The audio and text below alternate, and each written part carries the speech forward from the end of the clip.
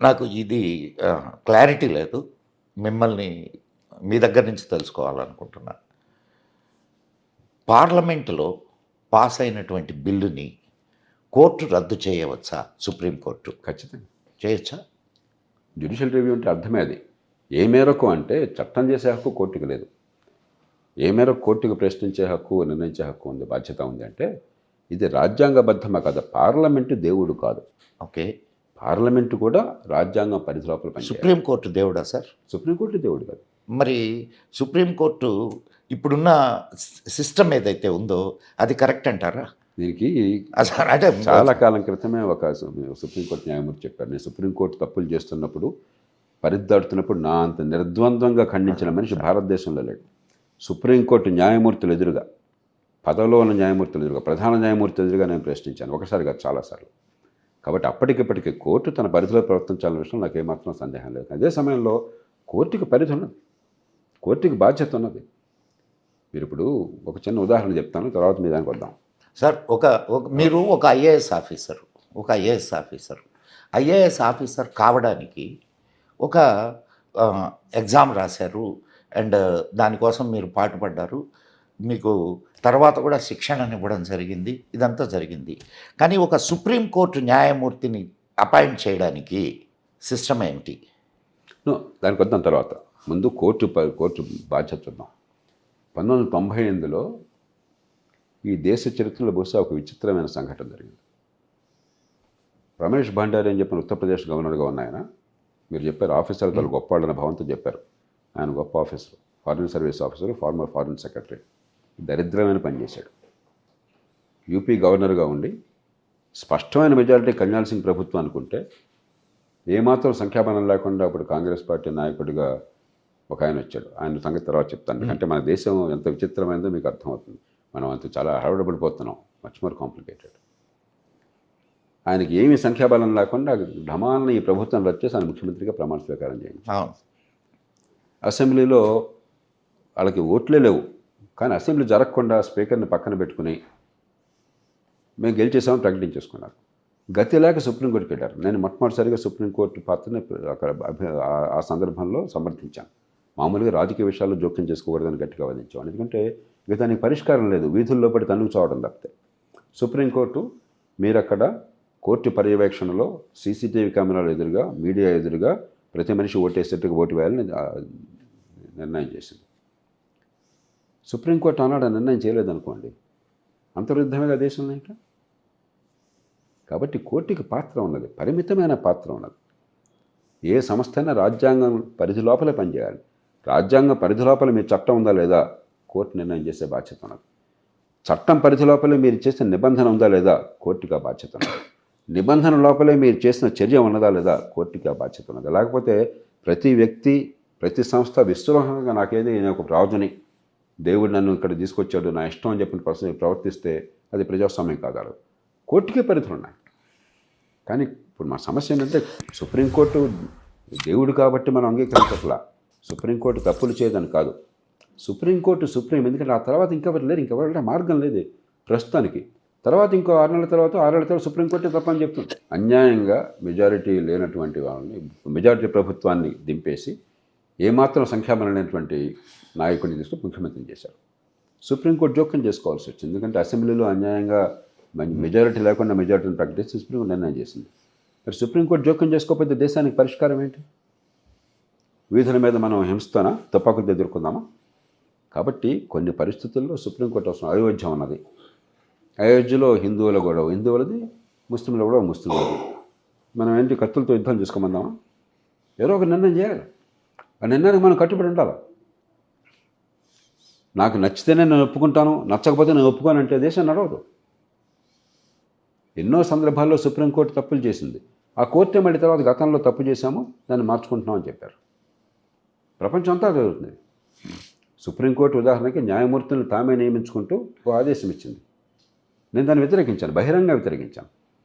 ఆ ఆదేశం ఇచ్చిన న్యాయమూర్తితోనూ ఆనాడు ప్రధాన న్యాయమూర్తి నేను కమిటీ ఏర్పాటు చేసి ప్రత్యామ్నాయం కోసం ప్రయత్నం చేశాను. దాని ప్రకారమే జాతీయ జ్యుడిషియల్ కమిషన్ వచ్చింది. మళ్ళీ సుప్రీంకోర్టు దాన్ని కొట్టేసింది. ఆ తీర్పు తప్పు, నేను బహిరంగంగా చెప్తున్నాను. కానీ తప్పైనా నేను కూడా అదే మిమ్మల్ని తప్పైనా కూడా ఈవేళ సరే ఇప్పుడు తప్పని నేను తుపాకీతో యుద్ధం చేయనా? రేపొద్దున ఈ ప్రజల్లో మళ్ళీ నేను చెప్పేది అర్థమైన నాడు, సార్ సుప్రీంకోర్టుకి అర్థమైన నాడు ఈ ప్రజల అభిప్రాయానికి వ్యతిరేకంగా పోతున్నామని మారుతుంది. ఇవాళ ఏమవుతుంది, నేను ఎంత చెప్పినా కూడా నిజాయితీగా చెప్తున్నాను, నేను ఎంత చెప్పినా కూడా ఏమయ్యా ఎన్నికైన ప్రభుత్వం ఎన్నికైన పార్లమెంటును దాటి వాళ్ళు చేయడానికి వీల్లేదు. ప్రజాస్వామ్య సమాజంలో ప్రతి సంస్థ కూడా ప్రజలకు ప్రత్యక్షంగా పరోక్షంగా జవాబుదారీగా ఉండాలని నా వాదన.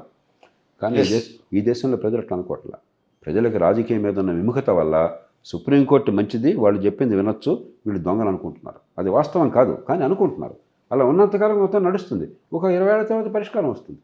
నేను ఇంకొక చిన్న ఇది సార్, ఇప్పుడు ప్రజల చేత ఇప్పుడు సపోజ్ మీరన్న దీని ప్రకారమే రాజకీయ నాయకులు ఉన్నారు, వాళ్ళు సరిగా పనిచేయకపోతే లేకపోతే వాళ్ళు అవినీతిలో ఉంటే ప్రజలకి ఛాయిస్ ఉంది ఏది వీళ్ళని మార్చడానికి.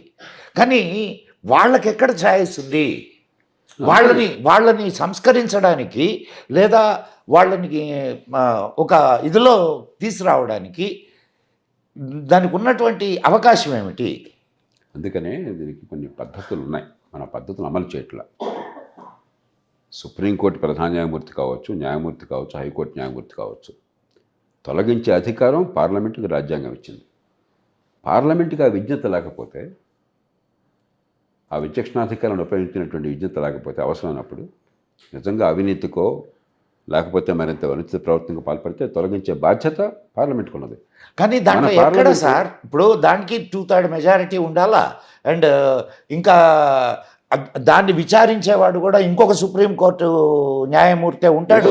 ఏదన్నా కానివ్వండి, అంటే సిస్టము అభిశంసన తీర్మానం తీసుకొని వస్తే మరి అమెరికాలో కూడా అదే ఉంది. ఎంతోమందిని తొలగించారు. మీకు ఎన్నికైన చట్టసభ తన బాధ్యతల గురించేందుకు ధైర్యం కావాలి. కనీసం కొన్ని సందర్భాలైన పార్టీలకి పక్షపాతాలకు అతీతంగా దేశం కోసం పనిచేసే స్థైర్యం కావాలి. అది లేకపోతే రాజకీయ ప్రక్రియ ప్రజా విశ్వాసాన్ని కోల్పోతుంది, విశ్వసనీయతను కోల్పోతుంది. మన బంగారం మంచిది ఎవడేం చేయలేడు.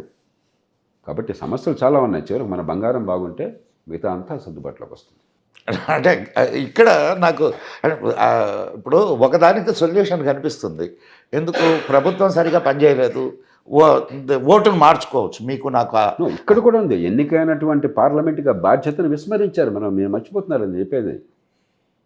అలాగే judicial standards and accountability bill అని చెప్పని ఆనాడు ఆ తీర్పు ఇచ్చిన ప్రధాన న్యాయమూర్తి ప్రధానమంత్రి జేఎస్ వర్మ గారు చాలా నిజాయితీ పడ్డాను. ఆయన ప్రతిపాదించారు, న్యాయమూర్తులు వాళ్ళ ప్రవర్తన మీద మనకి అదుపు ఉండాలి, ప్రవర్తన పరిస్థితి దాటినట్టయితే దాన్ని మనం విచారించే ఏర్పాటు ఉండాలని చెప్పి దానికి ఒక సూచన చేశారు.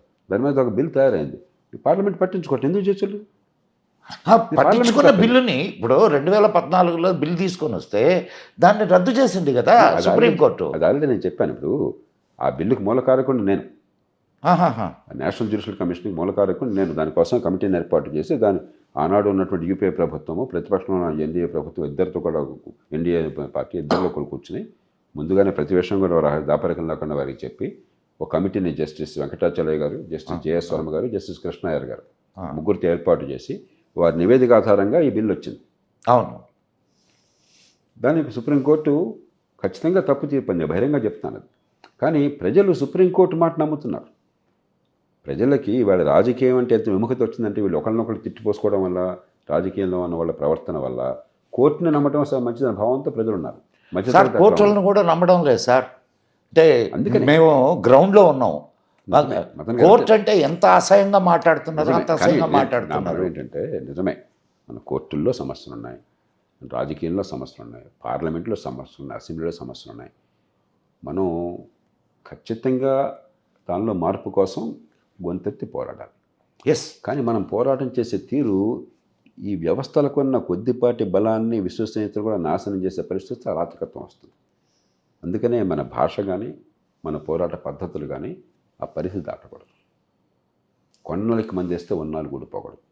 సుప్రీంకోర్టు తప్పులు చేస్తోంది కాబట్టి కోర్టునే మనం ప్రజల దృష్టిలో పూర్తిగా బదనాం చేసే పరిస్థితి వచ్చిందనుకోండి, దేశానికి విస్తృతి ఏంటి? ఇంకా పార్లమెంటు సరిగ్గా పనిచేయట్లేదు కాబట్టి రాజకీయాన్ని ఇష్టం వచ్చినట్టు తిట్టం మొదలెట్టాం అనుకోండి, గుండా చదివి పరిపాలనిస్తామా? ఇది మన సమస్య. ఇది మన జాతి సమస్య, నిజమే సార్. మన ప్రజల ఇట్లా సమస్య. ఇప్పుడు మీరు అక్కడ ఉన్న వాళ్ళు పాకిస్తాన్ వాళ్ళు కాదు. సార్ అందరూ జేపీలు ఉండరు సార్. లేరు, కరెక్టే నేను చెప్పేది. మరి మనం నిజం మరచి నిద్రపోకుమా. ఇప్పుడు నిద్రపోమని నేనేనాడు చెప్పను, అదే కానీ మెలకువగా ఉంటాం అని చెప్పంటే ఊరికే కంఠశోషతో అరవటమో కాదు, ఆవేశం తెచ్చుకోవటం కాదు. ఆవేశాన్ని సక్రమ మార్గం పట్టించడం ఆలోచనతో.